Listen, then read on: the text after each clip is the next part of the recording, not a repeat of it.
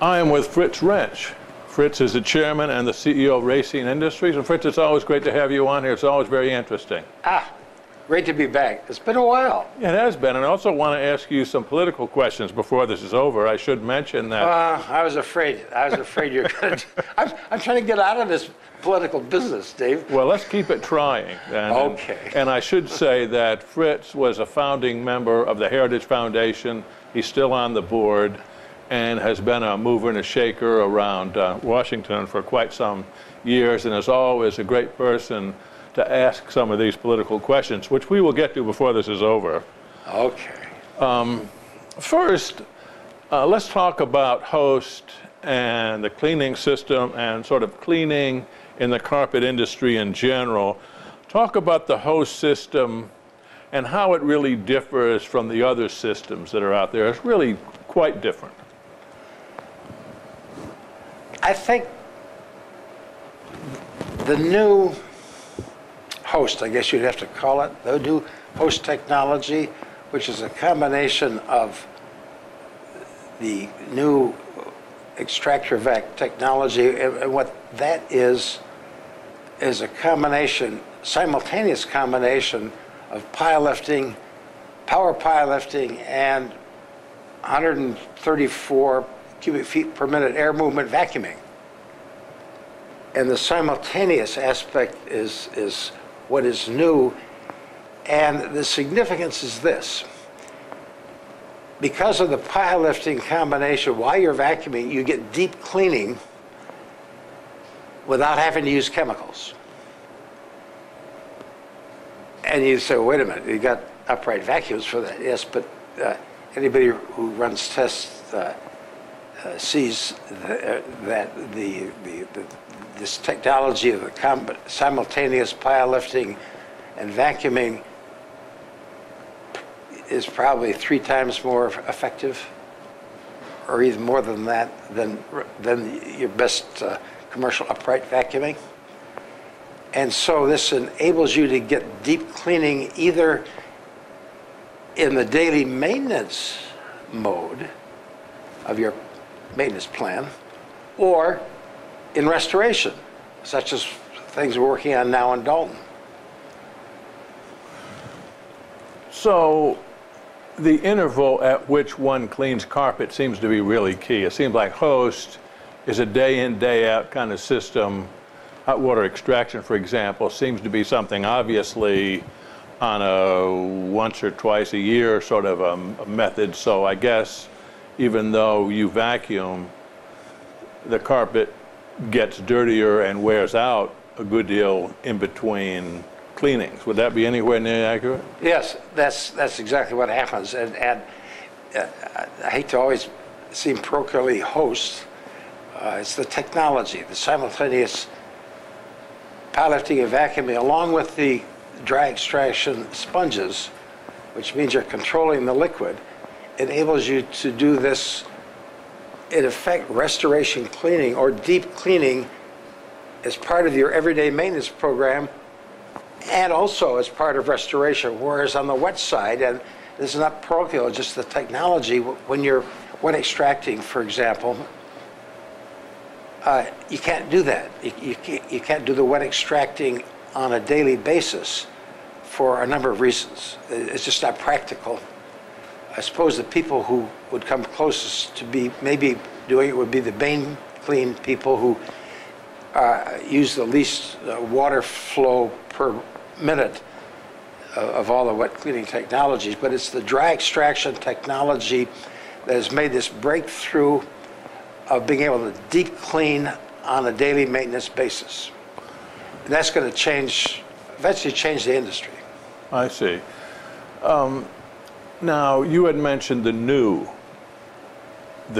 Host, and I guess the Host from years ago is quite different than the Host of today. Talk about that.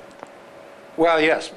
Both the mechanical application is entirely different with the pile lifting, simultaneous pile lifting and brushing and vacuuming. And then also on the chemical side, for example, in order to meet the new Green Seal standards of a couple of years ago, there are no VOCs in host. We call it dry cleaning. You think, well, you know, solvents and things. No more VOCs in host. And the carrier is changed, and there are two variations, and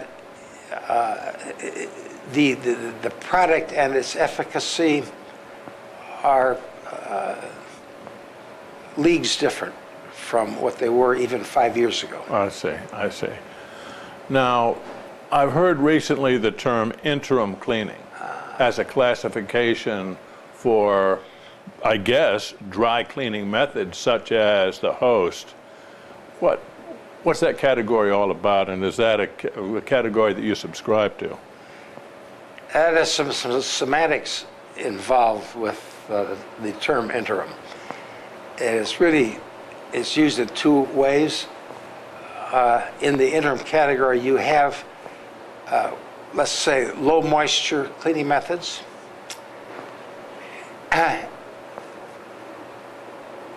And so in the wet cleaning context, wet extraction context, you have a three-phase maintenance matrix, you might say.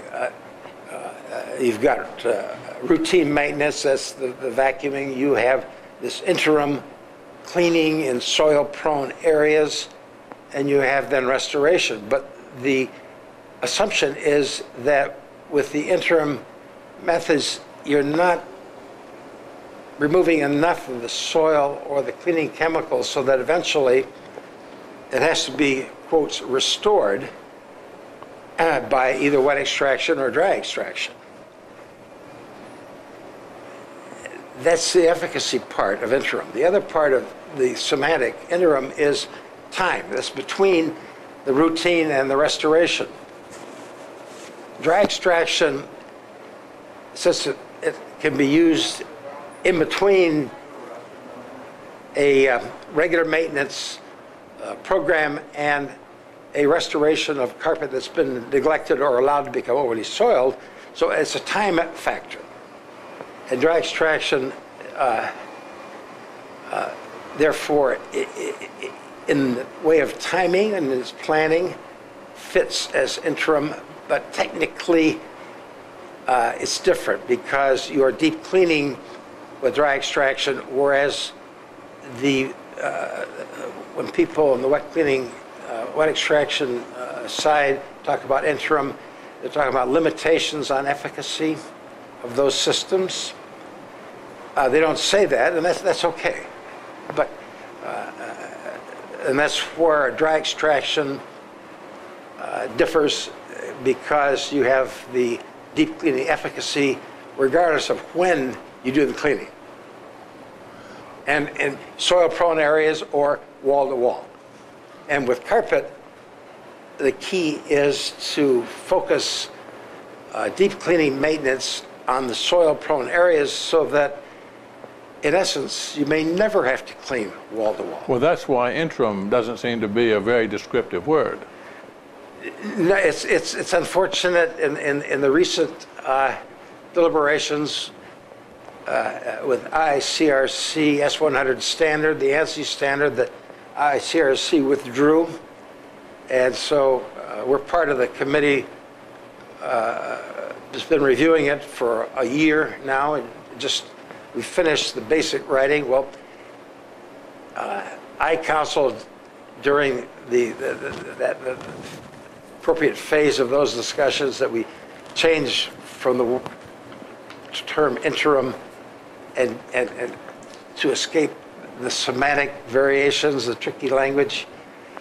And I guess I didn't sell that idea. I didn't have a good enough replacement. So what we're talking about now is we say restoration, for example, restoration overall or in soil-prone areas. So now you can take that soil-prone and area, and where you do deep cleaning, on an interim basis, which means in between the wet cleaning expectations of having eventually to restore, and we say, no, you don't have to let your carpet get that way, so it has to be restored. So therefore, interim isn't a very descriptive word. It's difficult, but it's well, but it's there and difficult to understand, it seems to me. I mean, well, I won't get into. Well, if one pauses to think about it, maybe people, if they don't pause, we're okay. But if they pause, they'll realize that interim, the interim concept,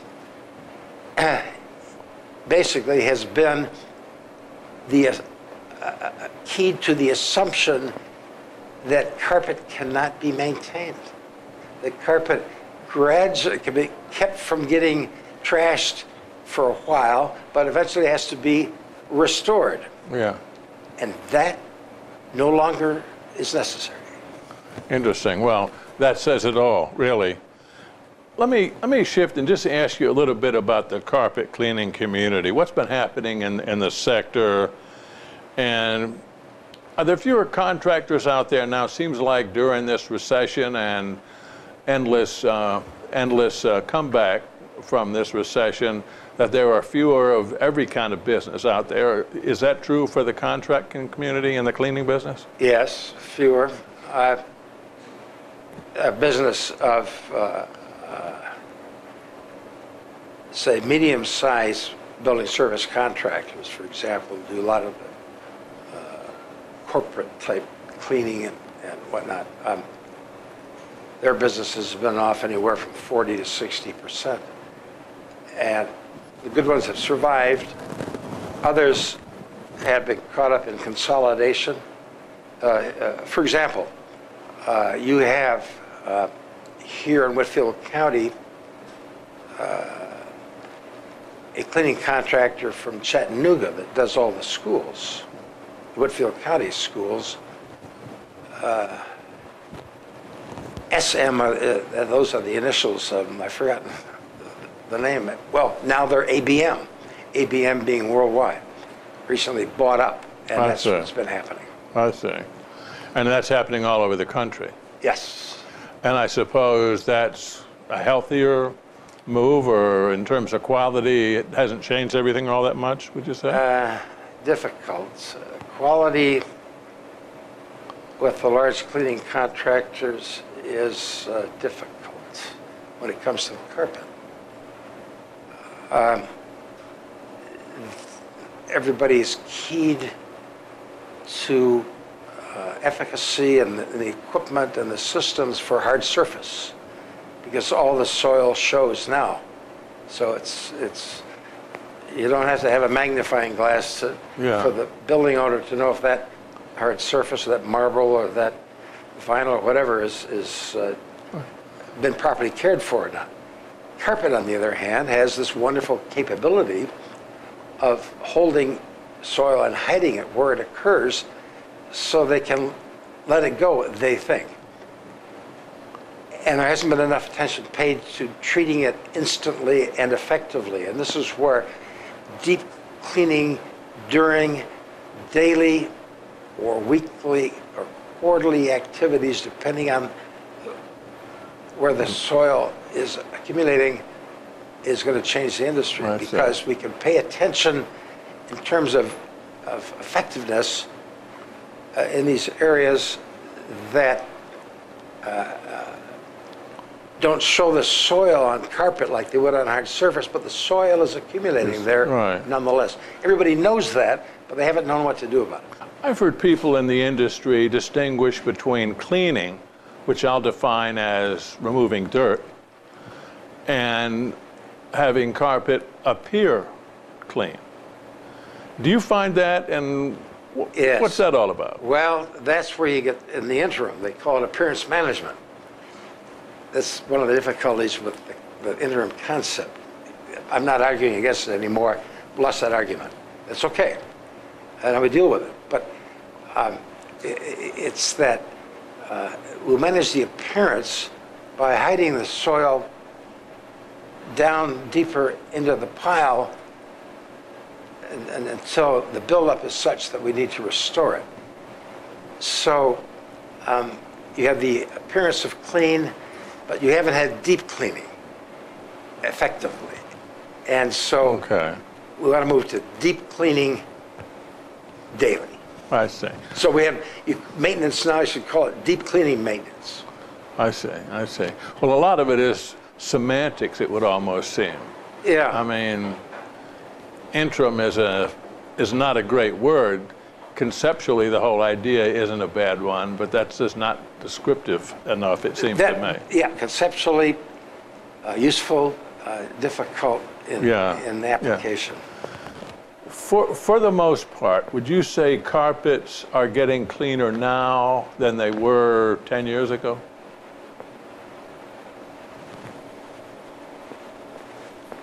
No. In general, you have, see, it depends. If you have a totally trashed carpet, such as we're dealing with currently here in Dalton, then the answer is counterintuitive, which is the dirtier the carpet, the more it needs dry extraction rather than wet extraction, and that is just a reverse of the thinking. So if it was wet extracted mostly, and it's thought that we have a truck mount, $50,000 piece of equipment, cleaning plant on wheels, it's going to be better. Not necessarily the case. And it has to do with technology, not brand names. I see. That's, I'd rather not answer it so parochially, but there's a lot out there that's thought to be known about soil control. That's really not so. And gradually we need to overcome that. I see. Get rid of some of the folklore. I see. Interesting point. Let me ask you, you're beginning a project. You had referred to it a minute ago here in Dalton. Tell us about that project. Valley Point Elementary School. That actually is a J&J project in conjunction with Valley Point Elementary. Valley Point being part of the Whitfield County School District, not the Dalton City School District. It's an elementary school, obviously. Carpet's been down 13 years. After it was really uglied out after 3 to 5 years, and so now it's 13 years old or so. So it's been 8 or 10 years, looking pretty much the same. They clean it once a year, wet extracted each summer. And according to the Valley Point Elementary people, a week or two later, when they go to open school again for the fall term, carpet looks like it did before it was cleaned. And the buildup of soil is such that it is a mess, and they've given up on it. J&J decided they wanted to take another look at dry extraction, and Valley Point, in the meantime, has some mover shakers at that school, very capable ladies over there, I must say, who have been pounding the table and on the bullhorns for several years now, more than several, to get that carpet cleaned or replaced. But since everybody had given up on it, and there's a claim of no budget, nothing's been done. And so we ran a trial in October, restoring one of the hallways, and then a month or so ago, earlier in December, we did the lobby, restored it from, how do you want to say, a pig's ear to a silk purse, a sow's ear to a silk purse, is that the saying? Yeah. Back to pristine. That carpet can go 25 years. I think I know little, I don't know much about the carpet itself, the quality, the Who made it? Because the school is long since, I guess, forgotten what it is. But yeah, so it's J&J and a Valley Point elementary project that was assigned to us to tackle and see what we could do.